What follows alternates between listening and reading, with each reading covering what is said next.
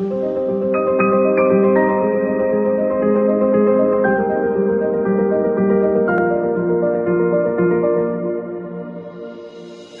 and welcome. My name is Fitz. I work for KUPD. I'm the host of KUPD's D&D Live. Also with me today is Nick of NickGrotto.com.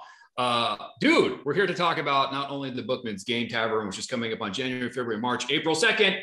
Going to be all outside outdoor gaming festival. Everyone's welcome to come. Also going to talk about the new expansion, Fizban's Treasury of Dragons, which, Nick, you and I have been meaning to get together and talk about this thing forever. I have conscientiously not looked at Fizban's because I'm like, I'm going to talk to that dude because I know when you got it, you were like, for like weeks, just pouring through the thing. Yeah. And so what's the hook? I mean, why should someone get Fizban's Treasury of Dragons? If you're like me and obsessed with like the lore of dragons and how everything works and the whole universe and behind dragons, it's a big deal. But if you're just a regular DM who wants to create quick one-shots, this is also a great tool for just running through and creating new stuff in a game. So, like, okay, you say, is this book for players or is it for dungeon masters? I think it's more for dungeon masters for sure. Okay. Yeah, 100%. And so when you say it helps you create an adventure, like what? It just gives you more monsters, or like what's the deal? So yes, there's a bestiary. There's the Draconomicon, which tells you about all the dragons. Yeah. That's a great band name, Draconomicon. Yeah, it's pretty dope. But there's a bunch of different Draconomicons, but this is the latest addition to the Draconomicon.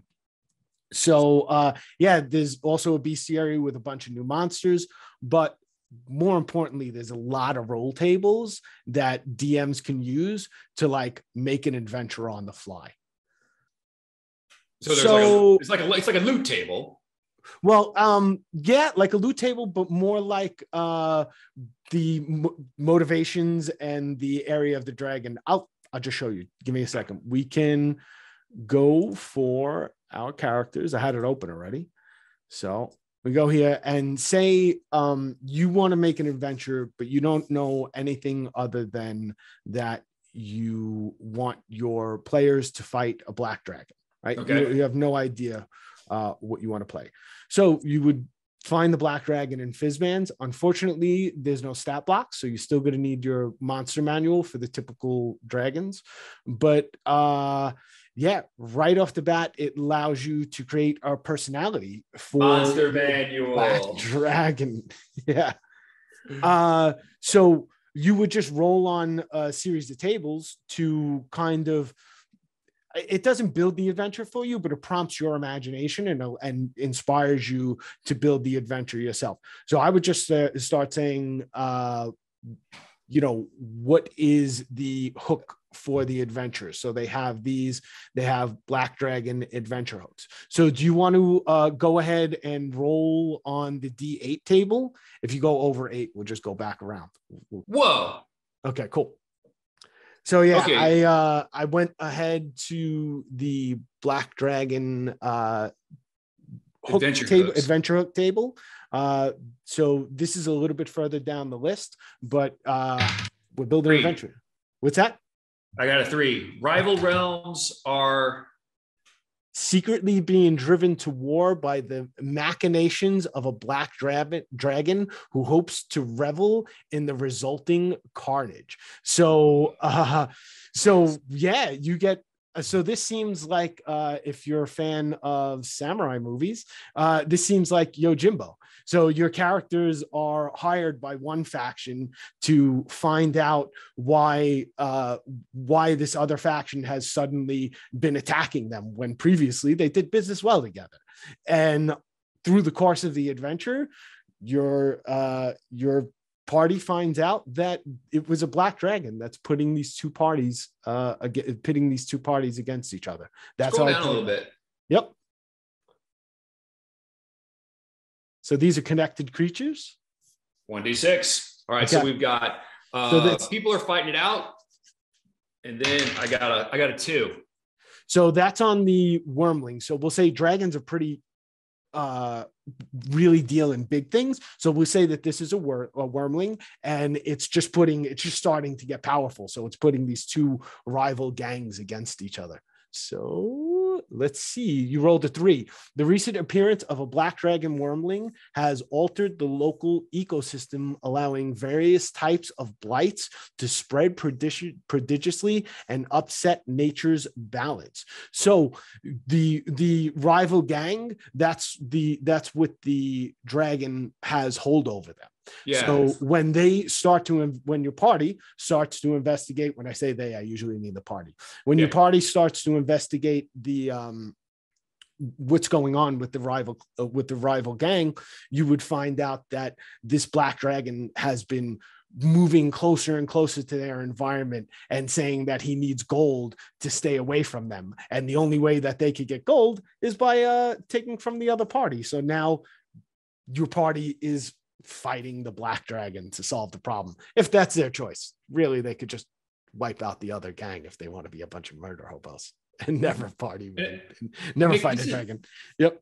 This is amazing because because I'm looking here at the other side of your screen. It's like, and it breaks it down for all of the dragons that they have there. All I see there, dragon turtles, just everything, and individual sort of like story beats for players to assemble their adventures for their friends, because one of the, I just is loving to play D&D, getting everyone to come together at the same time can be hard. And so when you finally get everyone in the room with the Mountain Dew and the Doritos, like, okay, now we need an adventure. Right. That's the reason to buy Fizbans, is because you sit there, you're like, today we're doing dragon stuff. And you just like, we're doing a 7, 2, and a 7. And it's just there. Yes. Yeah. That's so amazing. So amazing. I've done this. So there's a game group that does monthly one shots, and I've done it for a monthly one shot with a shadow dragon. So it included the Shadowfell, and it included night hags. It was wild. It was wild, and dude, people really enjoyed it. That is great. A great improvement to quality of life for dungeon masters, because like basically DMing, if we're going to write our own stuff, we got to come up with the story beats, like this is why, and then the players will fill up everything in the middle. That Fizbans does that for every conceivable dragon is amazing. That is all right. There's a reason to go get Fizban. For me as a DM, it's not writing the story, it's creating the environment for your players to react with, and then the story unfolds organically. Right. And Fizban facilitates that in a great way. Yes. Well, okay. So it's definitely got an adventure creation aspect to it. Are there any sort of significant rule changes in Fizbans? Like you have to get it to make thieves work kind of thing? No. The biggest rule change is to the Dragonborn races. Okay. The people were complaining that the Dragonborn felt kind of weak. So they went ahead and not dragony enough, I guess is a way to put it. So you're right. So they went ahead and added different character creation. So the first section is character creation section.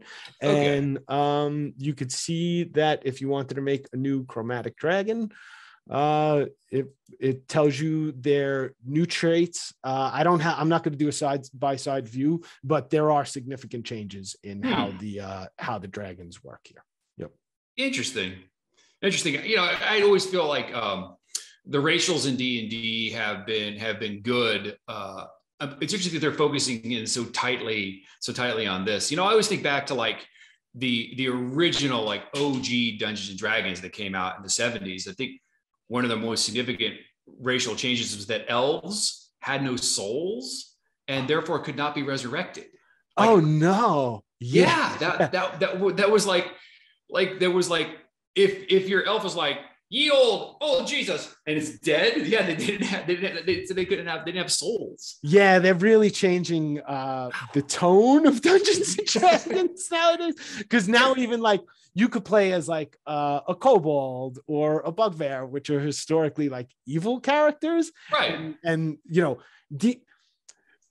there's a social aspect for like the way the world is changing, but there's also another way to think about it, and that's that like it just gives players more options. Like as a DM, like I don't want to tell people, no, you can't be a bugbear. Bugbears are evil, and then you have to be evil.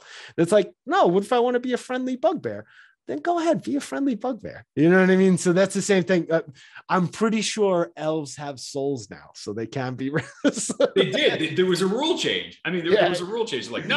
When we said they were soulless, they totally have souls. They did not opine whether or not they all had red hair to go with their no souls. Yes. So the older editions, I think, were meant to be a little bit more punishing, and and they were just thinking about ways to put the hurt on people. Yeah. So, okay, in addition to the sort of DM quality of life improvements, like helping people put up the skeletons so they can flesh out for their homebrew games, what else is in Fizban's? You know, monsters, changes to how the Dragon Board race works, like anything. What else is in there? Yeah, there's a big change to the cosmos, according to Fizban. So there's a lot of different books. The universe of D&D was created by Sharn, and the prime material plane, I should say, was created by, I believe, Sharn and Mishra in the past. And now this is claiming that the two dragon gods, Tiamat and Bahamut, are the creators of the entire prime material plane. So that's Fizban's account, and Fizban's obsessed with dragons. So of course the guy who's obsessed with dragons wants dragons to be the creators of the entire universe. So Fizban's is also it's a complete campaign setting as well. It can be, but it's not. It alludes to the different campaign settings that these dragon encounters can take place in. So it tells you, So it tells you about like Eberron and oh man, where's Fizban from? Wow, mind blank. Well, and the Forgotten Realms, Dragonlance. It tells you about Dragonlance. So it does allude to all those campaign settings, but it's not really about that. You know, because when I think of like campaign settings that had an effect on gameplay, like, you know, the insanity aspect of Ravenloft, you know, how the longer players were in that, they could start to lose agency over their players. Is there anything like that in Fizban's where like by being in this world, X or Y happens, you know? No, I don't think so. What it does do is allows you to say that your campaign setting is a part of the larger D&D universe, because it creates a multiverse in the D&D universe, a la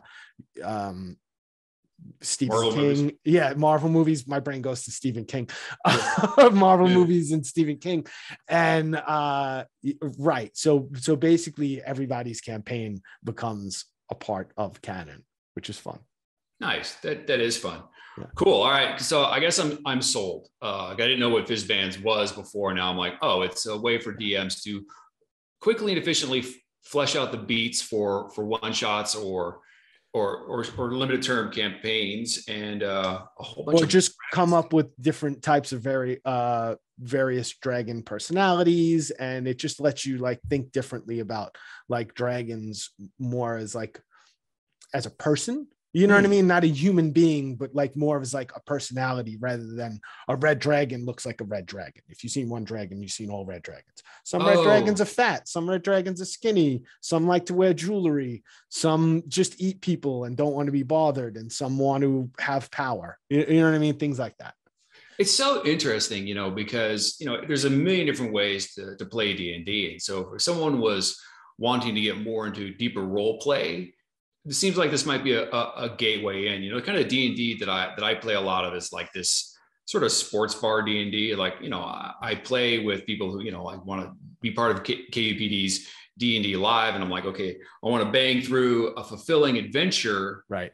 I also want to get it done in 3 hours, you know? Right. And so can Fizban's be used to sort of make small stuff as well? Because the thing we talked about was like just with the 7 to 2 and the 7, I'm like, that just feels like the next 3 years of my life. Can it be granular as well, or no? It can be granular as long as you do the preparation. So this helps you set up a world, and I'm out. Right, you don't want to do it. I get it. No, I'm out. No. No, just say a night hag. If you say like I said, I had night hags working for my black dragon or mentoring my black dragon, because it was a black dragon wormling actually. So yeah, that was the first thing the party went up against, and then it was like, just how a night, how do night hags act, and how is the party going to interact with them? They tried to talk. My party always tries to talk to them first. I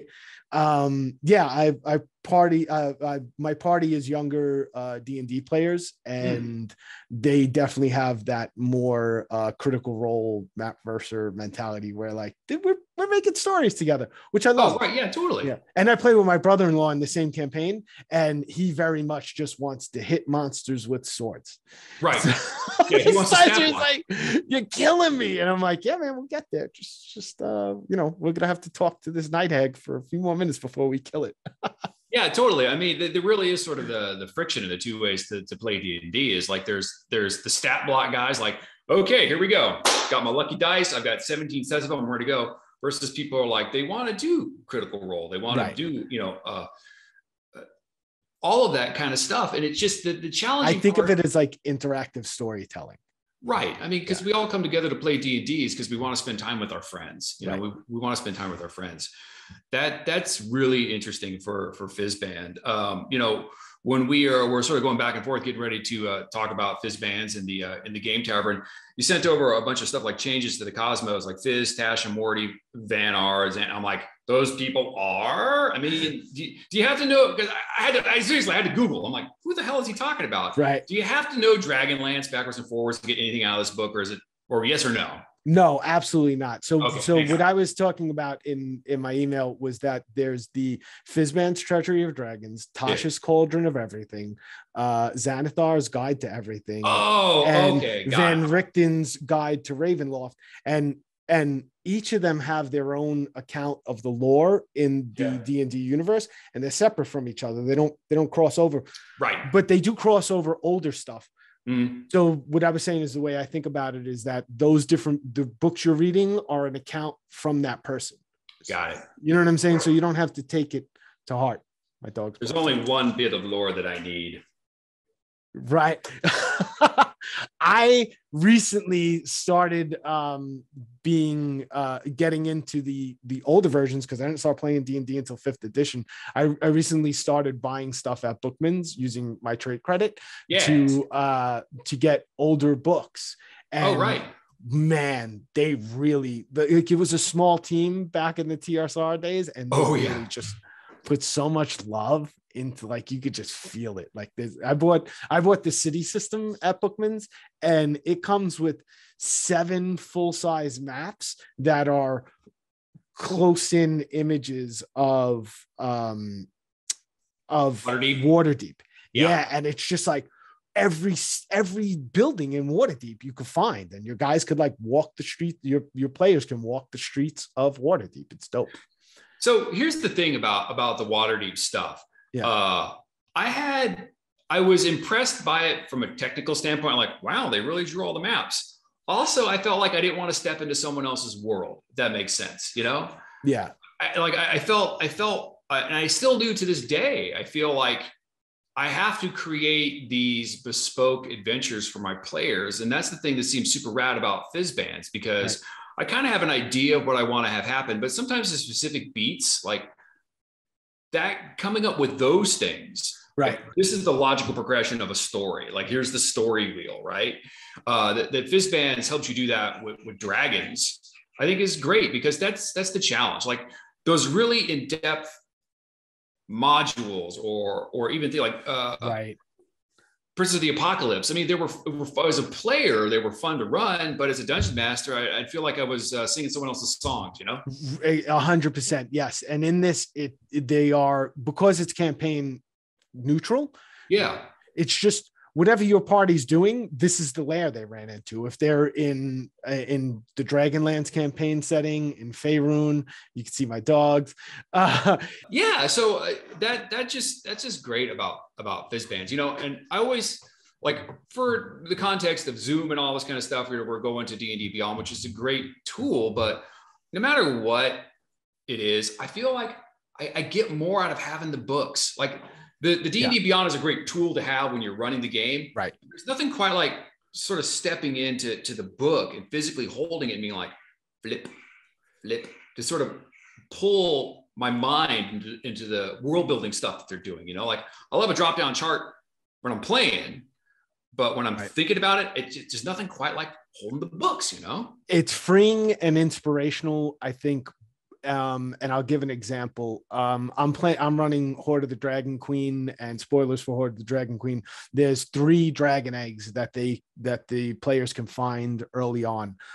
One of them is hidden though. So my players found the 2, didn't find the 3rd. They figured out what they were going to do with it. They wound up getting, like I said, black dragon. I love black dragons.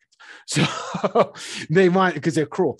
So they wind up going to getting their dragon eggs hatched, and then they get dragons. But now there's this 3rd dragon out there, and I didn't know what to do with them in my campaign.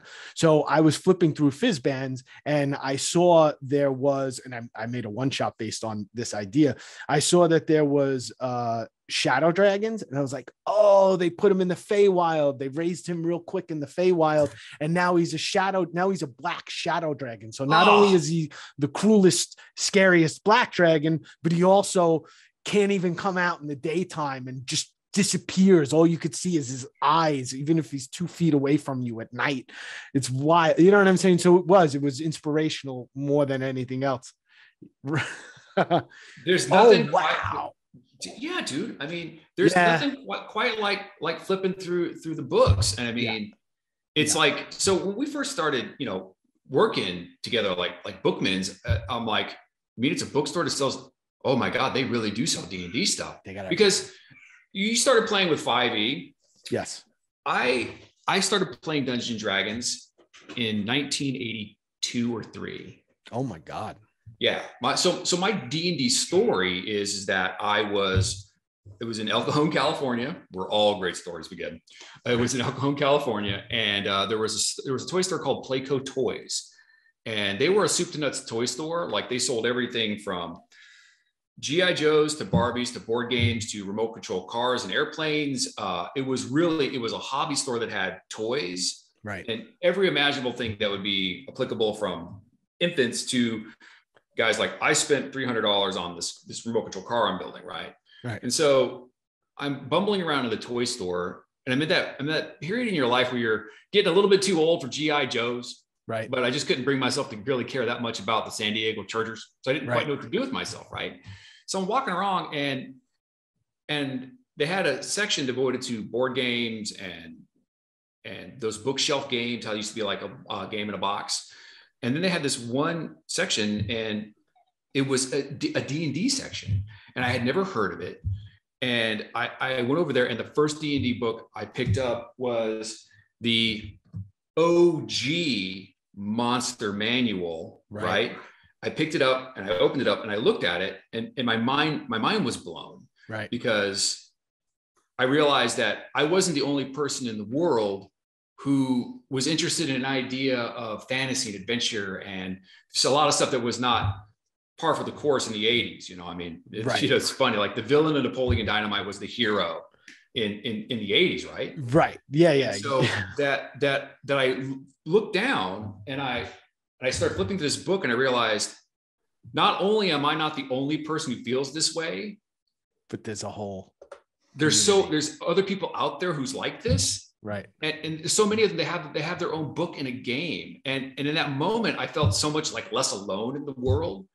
And because I realized there's other nerds out there, right?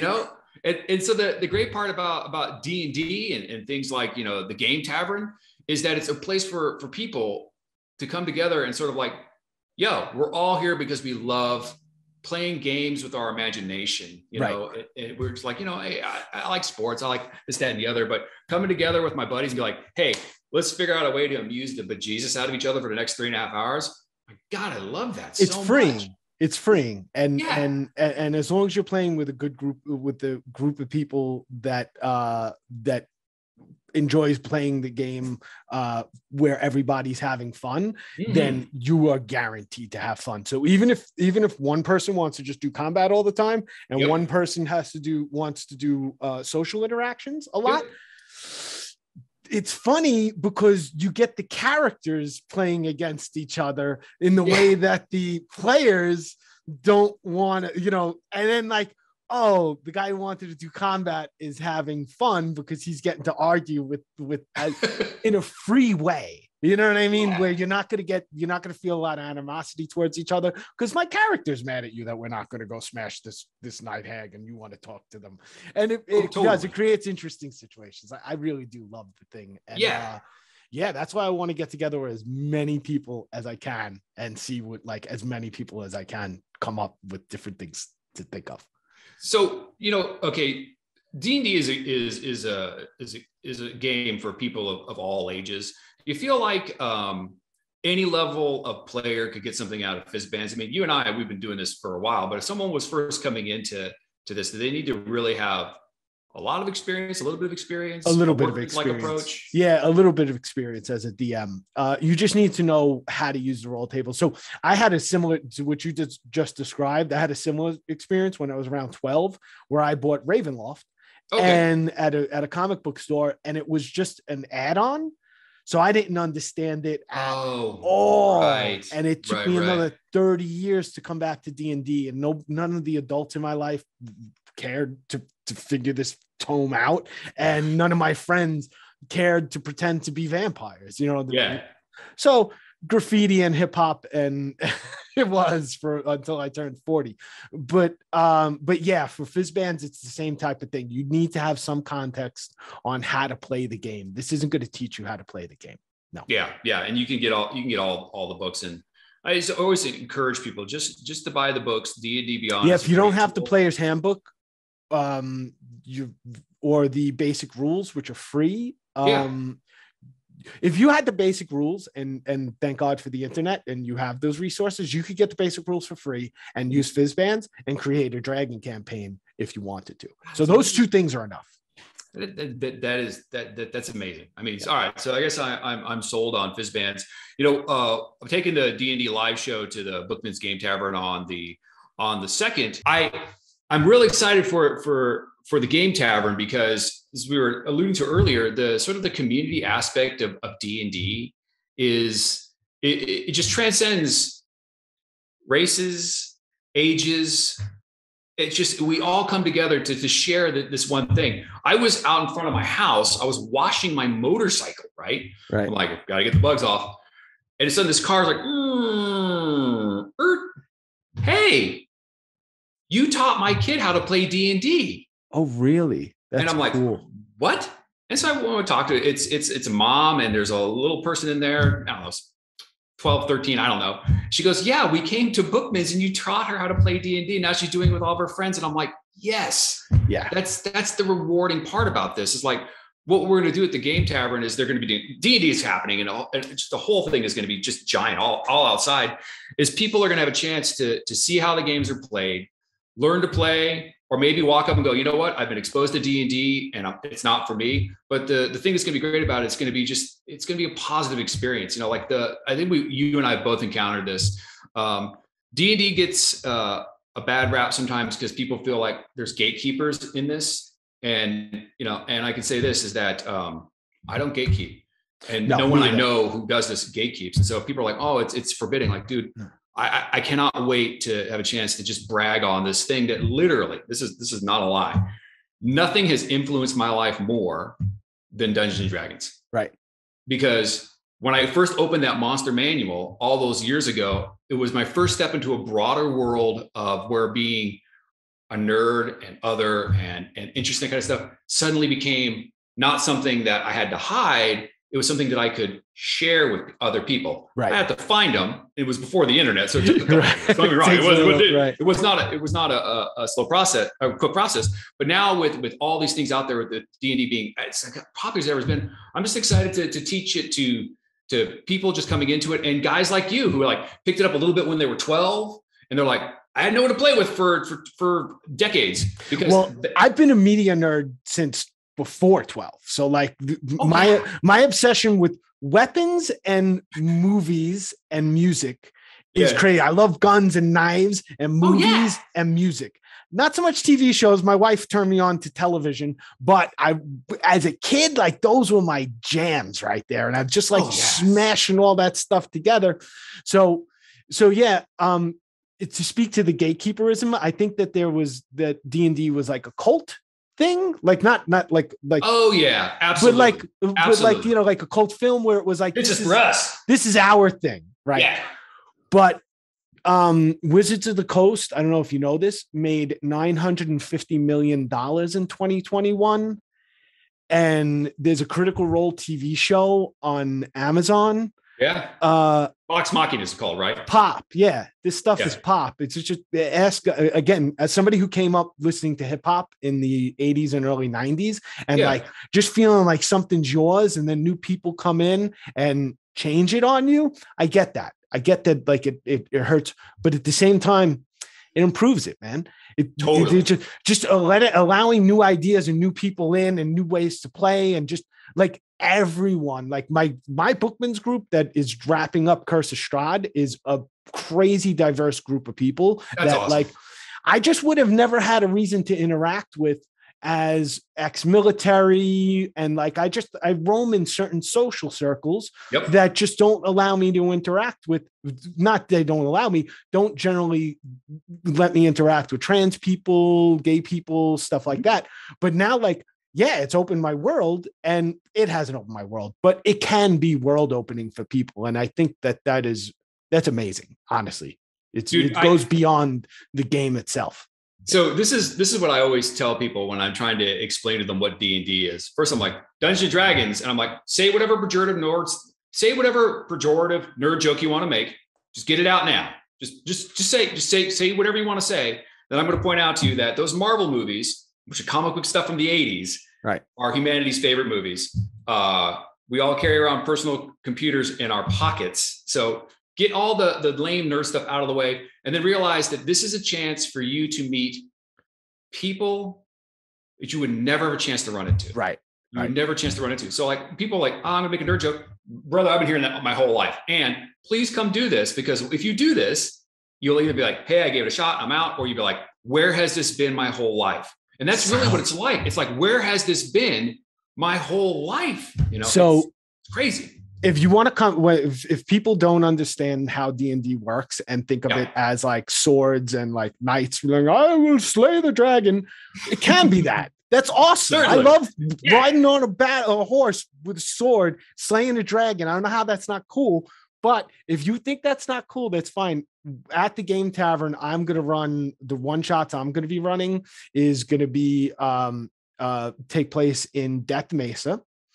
Okay. And speaking of like, it's not cool, it's going to take place in Death Mesa. I'm going to have pre-built character sheets that are six characters based on pop culture. So there's going to be a Mickey and Mallory Knox 2 character sheets. There's going to be the preacher from Firefly as a character. There's going to be a burlesque dancer. So that's 4. There's going to be the mechanic and the gunslinger, right? So they're going to be elves, orcs, all this type of stuff, but they're going to be in a Bad Batch Wild West type environment, and they're going to be rocking shotguns and 357 Magnums and riding, magical powered motorcycles and stuff like that. So I'm going to run that all day. You know what I'm saying? Okay. So you come in, you enter this world, and then it's just like, there's going to be different adventures that you are able to interact with. You're going to show up at the train station. You show up at the train station, and boom, yep. And you're using the 5e rule set for this? The 5e rule set. So there's shotguns in 5e. Yeah. There's guns in 5e. Oh yeah, all this stuff. All you got to do is say, it's not fantasy anymore. We're rolling dice. The shotgun does 2d8 worth of damage, and it's easy to hit with. You know what I mean? Right. A pistol 357 does way more damage, but it's much harder to hit with, type of thing. Then those rules are easy to work out. And yeah, the character sheets are going to be dope. If you want to be a badass in the Wild West with like modern equipment like anarchy in the Wild West, come play my one shot. It will change how you think about Dungeons and Dragons. Dude, I'm going to play your one shot because now I want to play your one shot. Yeah, it's going to be fun. The game that I've got, I was thinking about what I'm going to play is I'm actually going to throw my game back. I'm going to play the first game I ever ran for D&D Live. We're going to do Raven's Queen's Request. Griffin's going to come out. Her costume looks amazing.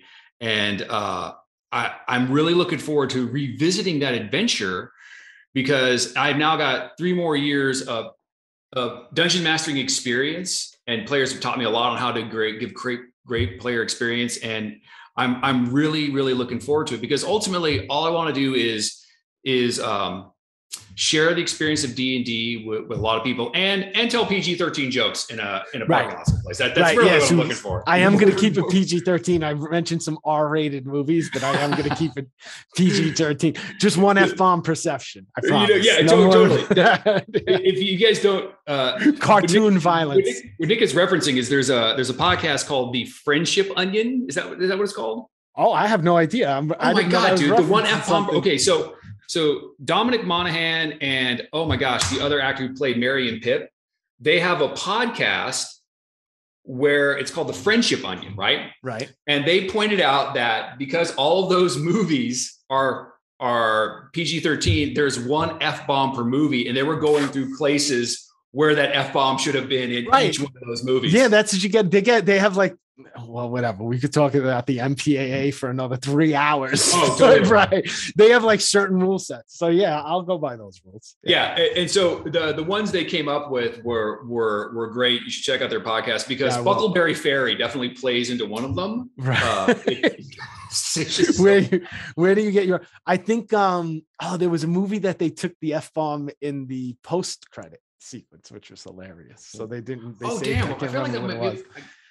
I remember. I want to say it was Deadpool, but those are rated R, and he drops F-bombs throughout the whole thing, right? So yeah, I know someone will. You know what? We'll do this. If you know the answer, you should email Nick. His email address is nickgrotto@gmail.com, and you can come check out my website and join my Discord at nickgrotto.com. All right, and for all of your gaming supplies, dice, books, miniatures, everything, Bookman's has got all of that. Bookman's, they're everywhere. Tucson, Phoenix, all over the valley. They have got all the stuff you're looking for at bookmans.com. And if you want to reach out to me, it's fitz@98kupd.com. Please sign up for my D&D live emailing list because I will be, I send out little mini adventures. How to do this at home is one thing I do, like how to run some of the encounters that I've done in all the KUPD D&D lives. And basically we just share the love. And now Nick is showing us the Bookman's D&D motto. Yeah, she's going to be joining us when she gets painted up all pink and black. And she's going to be Bookman's game motto from Dwarf Workshop. When this goes up on YouTube, they'll put a link. And that's it. And that is either an angry orange or a beholder. Which is it? It's a beholder. Where's the tentacles? There's no tentacles yet. We got to put this thing together. I haven't done anything. Yep. Work in progress. Yep. Work in progress. Bookman's Game Tavern. Go to the website bookmans.com. It's coming up on January, February, March, April 2nd. Which would be a Saturday all damn day out in the parking lot. And hey, Nick, dude, I will see you when you come up to Tucson. It's been great talking to you. Later, Fitz. Can't wait to play with you. Bye.